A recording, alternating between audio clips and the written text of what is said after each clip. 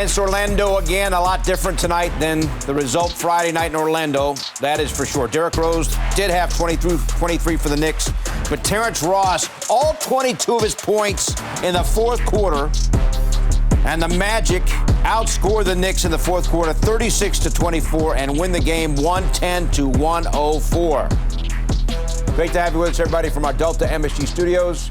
Bill Pito, Monica McNutt, Alan Hahn, and Wally Zerbiak, and of course, in the pregame show, Alan Hahn is stat of the night, trying to emphasize a 3-0 start, the historical significance of a 3-0 start, on and on and on.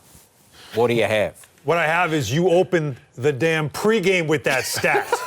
So don't even try to throw that at me, Sonny. All right, this is a 48 attempts. They're averaging almost 49 attempts now per game from three, of change from last year. Dramatic, of course. And so with that in mind, you're going to have nights where you go cold and you got to have another way to score. They couldn't find one tonight. What was the second part of what you said, Hahn?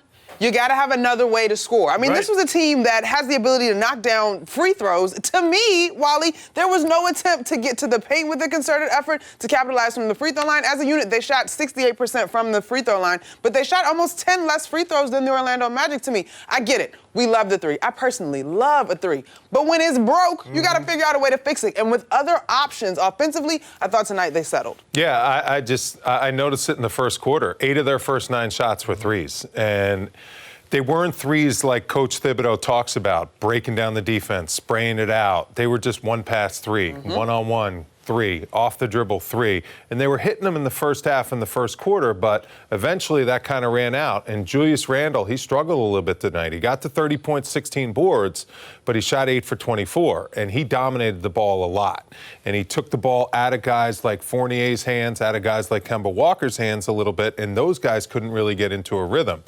Now, this is one that we didn't see coming, and this is one that is not going to be a fun one to deal with tomorrow in practice and today after this game. Coach Thibodeau is not going to be happy with this performance. You want to be a good defensive team. You're not giving up 110 points to a team like this. That's number one. Cole Anthony just, obviously had something to play for tonight. His homecoming at the Garden. You could see it right from the beginning of the game. If you were in the building, you just saw it was personal for him. But point out this, though. They were up by 9 with 30 seconds to go in the third quarter. You can close it out at home when you've got a veteran team like this. Yes. We're watching the game. They're going to win. You're saying the Knicks are going to win. The Knicks are going to win. The Knicks are going to win. The whole fourth quarter. I thought they were when they were only down 5, only down 6. I just didn't. It seemed like Derrick Rose was the only one that could get anything going, and everyone else didn't know when to shoot and when to pass. And this is a team that's going to have to get comfortable with their roles. Wally, don't look. Ouch. That's what I used to do to Alan Hahn on Sunday morning. That's why I just had a flashback. This guy. Talk about flashbacks. Ross, T-Ross. He was the flamethrower tonight. He had 22 points in the fourth quarter. The Knicks as a unit had 24 points. Derrick Rose carried them in the fourth quarter. I mean, that's just, come on, y'all. Not this guy again. It's like Candyman. Say his name torched the Knicks. Please don't do He has torched the Knicks in the past. He was phenomenal, and he's their one veteran they have left. They have a ton of injuries on their roster right now. Derrick Rose stepping up, just making his three-point shots. Right? His three-point shot looks amazing. Yes. He's a guy who kind of is like, there's Terrence Ross again. He had 22 points in the fourth quarter. Yeah. Didn't have a point. Terrence Ross had 22. Didn't have a point after 3. Wow. Not a single point. So humor me this, y'all, or riddle me this. I kind of feel like Cole Anthony, 21 in the first half, set the tempo for a young squad that is now, we're settled in at the Garden. For real, one-on-one foot speed, they have a few veterans that we think we can take. So to me, while you'll look at the box score and say, okay, 40% from the field, under 30% from the 3, that 5 of 7 from 3 from Cole Anthony in the first half was all the confidence this young team needed. How about also the 16 rebounds from the guard position? And you can get those because if you're taking a lot of threes, they're long rebounds. And so guards are going to rebound. He did that. They never really adjusted to that part of it as well. The Knicks were up 13. The bench was great in the first half. This is another thing to point out, too. The bench was dominating the game because of Derrick Rose. 22-10, they were outscoring Orlando's bench going into the fourth. They finished the game being outscored by Orlando's bench by the end of the game. That's because of Ross. That's because of Ross. Right. Yeah. And nothing else happened for the Knicks bench. Keep an eye on, we've talked about this, the Knicks defensively, they need a wing stopper.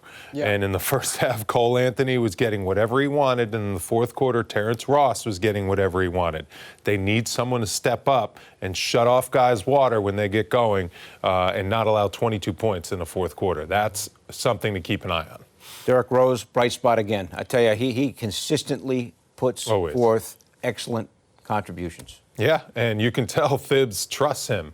In tough times, you know, he wants him to dig him out of a hole, and Derrick Rose did everything today to try to do that. You can tell who Coach Thibodeau trusts, and you talk about trust all the time, Monica.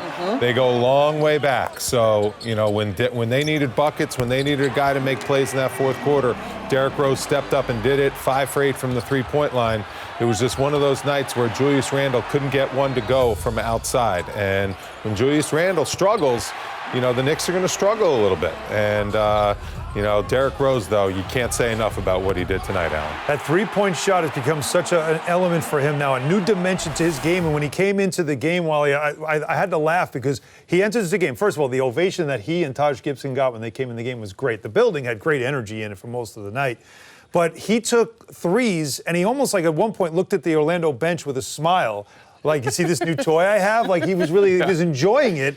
He's shooting over 50% from three in his first 3 games. He's lights out from downtown. It's a new addition to his game that, as a weapon off the bench, you're going to see that this year, that he can now add that to along with the dribble drive and the dribble penetration. Shooting numbers, though, guys. Randall, 8 for 24. Fournier, 3 of 11. RJ, 5 of 17. Burks, 3 out of 10. Yeah. You're not going to win. Not going to win. What was Randall from 3? Randall for 2 out of 10. Yeah. See, he really struggled from deep. So here's the question. Are you supposed to be taking these 3 shots or not, Wally? I mean, that's the question. Are they good shots that didn't go in, or are they bad shots? I think, to our point, and sorry to jump you on this, Wally, but I think to our point, as we've discussed, the green light this bright for everybody is still a new concept for this season. Yeah. And so I do think that you have to learn how we create the best threes for us. To me, in my mind, as I'm watching the game, I'm like, I have the would-be assist stats, right? And a lot of times it was 1, maybe 2 passes and a 3 was going up. Whereas we think to the way it went down in Orlando, literally the highlights we went over in the pregame, RJ's coming down the paint, getting in the paint. Quick is getting in the paint. You've got 4 guys collapsing defensively, and so you're kicking to open shooters. Now, credit the Magic, because they said, look, don't collapse and see if they penetrate. For whatever reason, I guess Mo Bamba all of a sudden became like this big, scary guy. We're not going to go at him. There wasn't enough penetration to kick out to the 3. I think what's going on is Coach Thibodeau gave them the ultra fluorescent green light. Yeah. And the guys took advantage of it a little bit tonight. And now it's going to be like, we're going to move it back down in between yellow and green. Guys, let's go. Like, we got to start thinking when we're not making shots. Right. You know, let's start looking at other ways to attack and figure out how to get some easier baskets to get ourselves into a rhythm and not just settle for all those threes. And the Knicks, through the first 2 games, was shooting lights out from the corner 3. Preseason, too. And they were really good from the corner 3. They weren't getting them as much in this game. You also have to give credit. I mean, Orlando, when you play a team twice in 3 days, they had a lot to adjust. play for. They see what you did, and now they're going to adjust to it. There weren't nearly as many of those corner 3s that the Knicks were taking advantage of in Orlando.